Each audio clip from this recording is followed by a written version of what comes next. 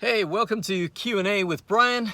This is the opportunity where I get to answer questions that come through.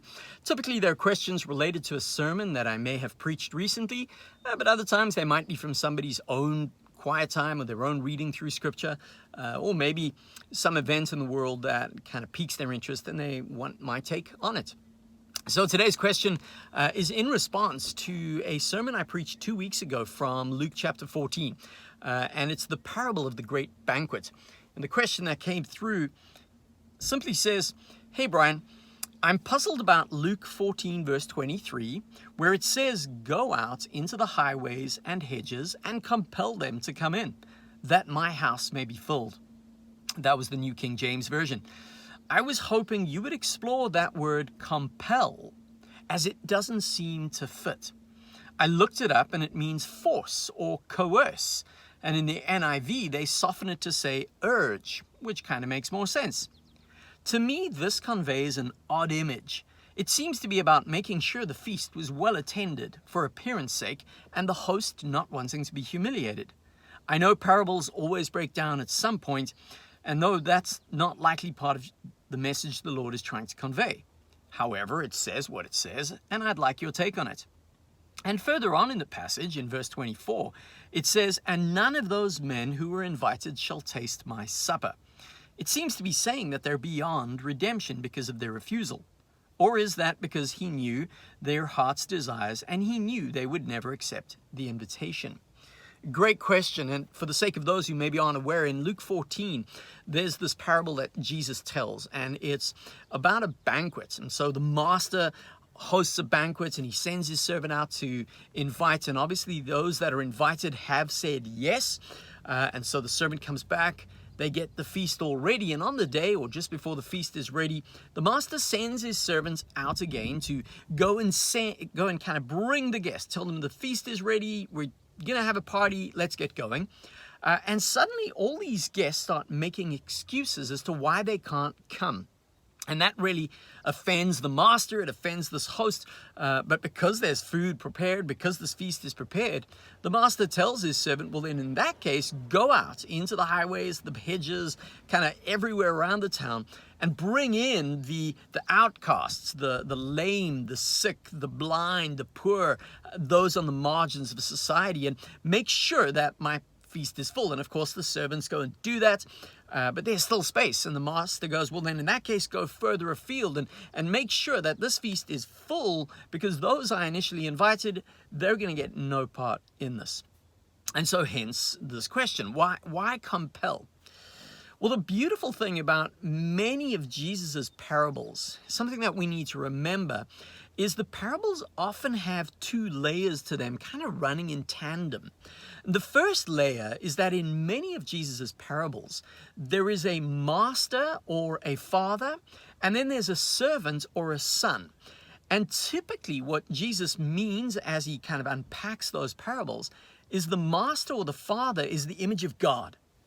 And the servant or the son is Jesus Christ.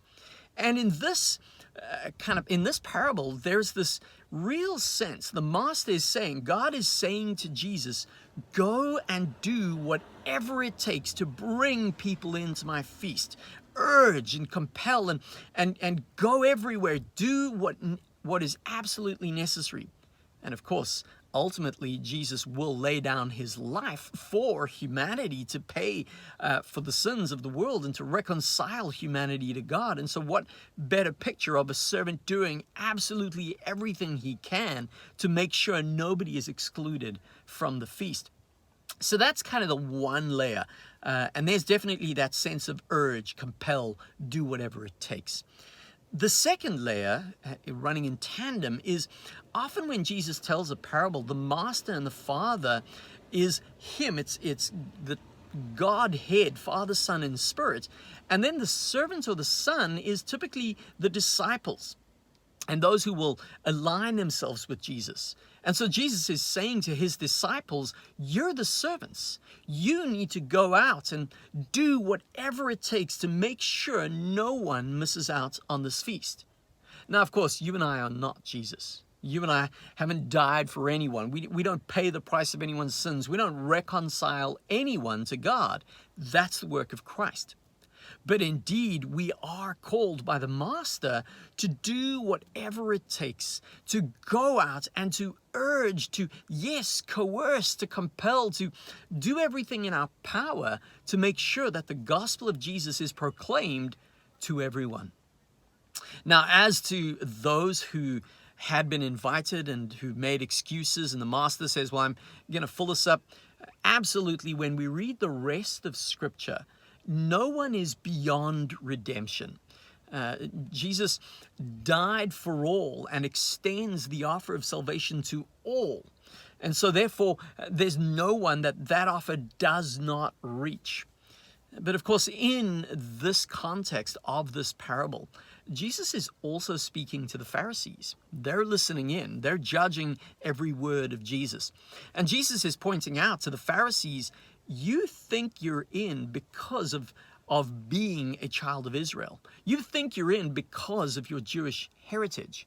The reality is you are not in this feast because you refuse to accept the Messiah in front of you. And so those who thought they were in, thought they could make excuses and just push Jesus aside and ignore him. And God is saying, no, you need to accept Christ to be a part of this feast. And so therefore, accept while you can. Accept while the invitation is on offer. I hope that brief thought helps answer that question there. Again, if you have any other questions related to that passage or related to one of my recent sermons, you're welcome to email me or drop a comment here in this YouTube video. Otherwise, be sure to like and subscribe, and hopefully we'll see you again soon in the next one. Until that time, God bless.